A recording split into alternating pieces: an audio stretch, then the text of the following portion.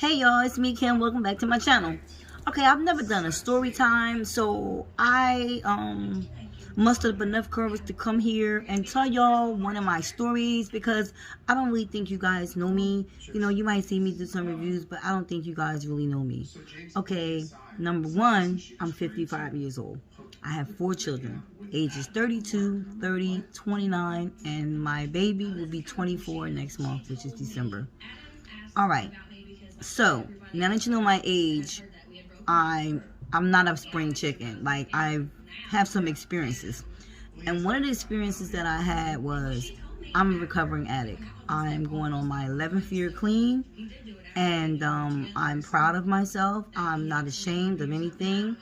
I learned from my mistakes. And I know that it has grown me into the person that I am today. I am an advocate for recovery, and I have spoke in front of a panel of people before to share my story, my experience, strength, and hope. And I just want to come and tell you one little story. And so if anybody's out there and they're addicted, and you think things can't happen to you, I just want to remind you that yes, they can. So the story I'm about to tell you is the time where I stayed up for 7 days. And so I stayed up for 7 days, and I was really getting tired. So I had a couple friends in the neighborhood. One of them had an apartment of a building that I used to live in, but I had got evicted from it like over 20 years ago, maybe almost 25, 30 years ago, because of my addiction. And so I decided to knock on his door and ask him, can I crash a little bit? So he said yes, so he let me crash. And now his brother was in a relationship with a girl who really, me and her, we really didn't have any beef. Well, I didn't have the beef. She had the beef, and I guess it was a jealousy beef. To this day, I really don't know, because the guy's brother, he was sort of like pimping her. And so I don't know, exactly why they both decided to team up and hate me, but they did. So while I was in the room sleeping, I had took a nap. I had laid my pocketbook on the ironing board, which was next to the bed of the side that I was sleeping on. So I noticed that when I dozed off, I kept feeling this person, over me, and I woke up and it was her. And so I said, what are you doing over here? Now, mind you, I didn't have a beef for her. She always had a beef with me. She always used to just bother me and pick with me. And, I don't know. I'm trying to figure out, was I doing my thing better than her, which was not doing anything because it was a drug environment. But, you never know when sometimes people get jealous of you. They can be jealous of you because you get more attention than them. But that's neither here nor there. So let me finish telling you. So I noticed that she was hovering over me.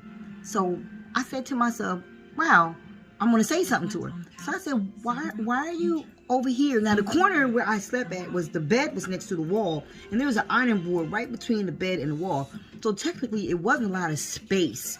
You know what I mean? It really wasn't a lot of space to be really over there in that corner, especially while somebody was laying on that side of the bed. But she says that I wasn't over there by you, and you just, I don't know what you talking about. And like, she really, got a little rowdy. And so, I was like, well, let me just take my butt to sleep because I am exhausted. So I'm trying to get my sleep, hoping that, she keep moving. Well, a couple minutes later, as I started dozing off again, I noticed that she was over on that side again. I got up and I said, look, I don't know what your problem is. I don't even know what you're looking for over here. But this is neither one of our houses. And the only thing over here is an ironing board and my pocketbook. And I think you should just leave. Leave me alone. I'm not bothering you. Well, she made this big hoopla about it. Oh, she was like, bitch, I don't know who you think you is and all of that. And I was not the one in those days. I wasn't much of a talker. I was much of a doer. And I knew that I would have had to hurt this chick, you know what I'm saying? But I just let it go. I just, tried to easy, you know what I'm saying? Because I'm tired. I might not be able to give it all I got, but I'm going to give it something. You know what I'm saying? So I just kind of like brushed it off and let it be. Well, lo and behold, it happened again. Now, this makes the third time. Now, mind you, I don't want to hear nothing you got to say right now because my pocketbook over here, and I ain't trying to feel it. You trying to go in my pocketbook because you thought I was asleep. Now, number one, first time, okay, maybe she just looking for something. Second time, third time, yo, it's on and pop. I got up, I hit girlfriend. I hit her. Next thing I know, I had her in the corner by the door. Okay, now I'm getting it off. I'm getting mines in. You know what I mean? And she's screaming and hollering. Now, mind you, I didn't really know who was in the living room, but I know that her and Johnny go together. Now, I can speak about his name because he is deceased right now. He is no longer here. And so I knew that, you know, they be together, but I didn't know he was in the next room. Oh my God. He bust through the door. He grabbed me by my shirt. He threw me on the ground. But mind you, I'm still trying to get that girl. Like, I'm still trying to get that girl. You got to answer to this because, listen, we ain't having this. You know what I'm saying? I'm not bothering nobody. So why is you bothering me? You know? So, next thing I know, yeah, I got beat up by the man. As a matter of fact, he even hit me with a VCR. Still didn't knock me out, though. I still was reaching for homegirl. Next thing I know, I literally was drugged in the bathroom, which was a couple feet away from the bedroom, because these are small apartments, you know, housing authority apartments. I was drugged into the bathroom. I was literally stabbed in the head with a pair of scissors, something like this. I can remember because I seen him on the floor when the ambulance came and got me. But I remember I don't know if you ever got stabbed before, and I don't wish this on nobody, but it feels like a squishing, like a sponge. I heard that the noise in my ear resembled the sponge. Now, I don't even know if that makes any sense, but this is what I experienced. So, am I recording? Yeah. So, I'm drugged in the bathroom. I'm screaming for my life right now. Like, I'm praying. I'm asking God, please help me. Because it's 2 against 1. He was a big size guy. He might have been like 6'1", you know, big buff guy, maybe like 210, muscle bound. Like, so, you know, I'm fighting for my life. You know what I mean?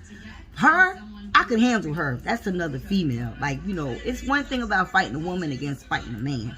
Basically, a woman can handle a woman. You know what I'm saying? But the man and a woman, I didn't have a win.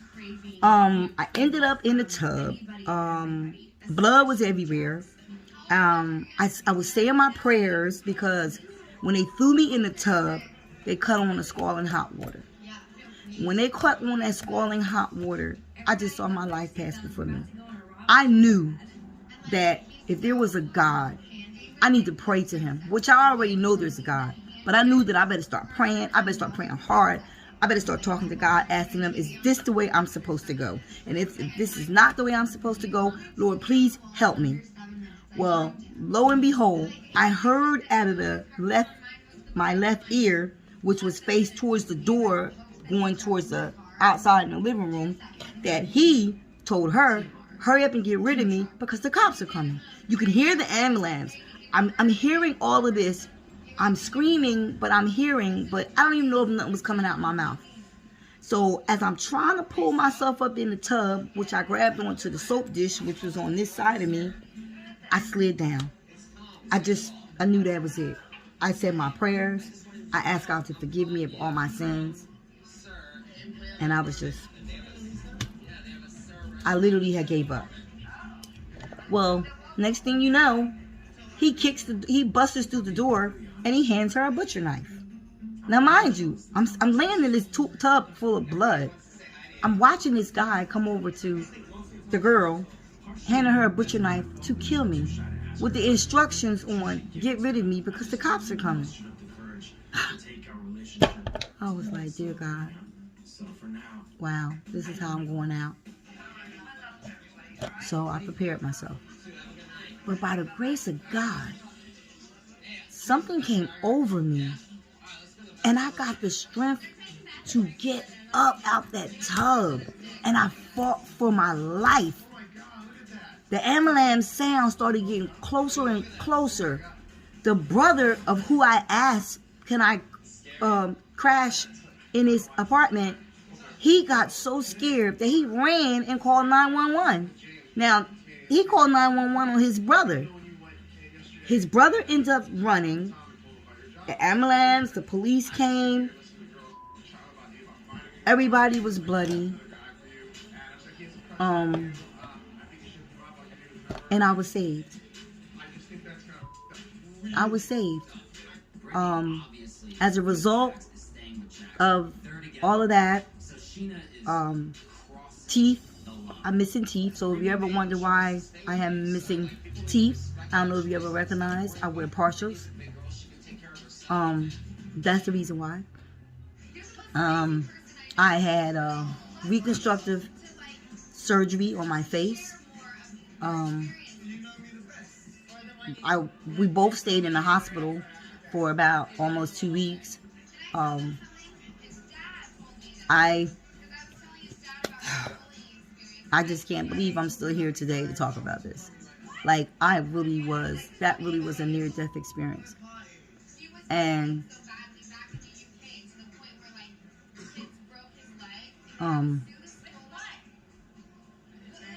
through the grace of God, He heard me. He heard my cry. So I say that to say this.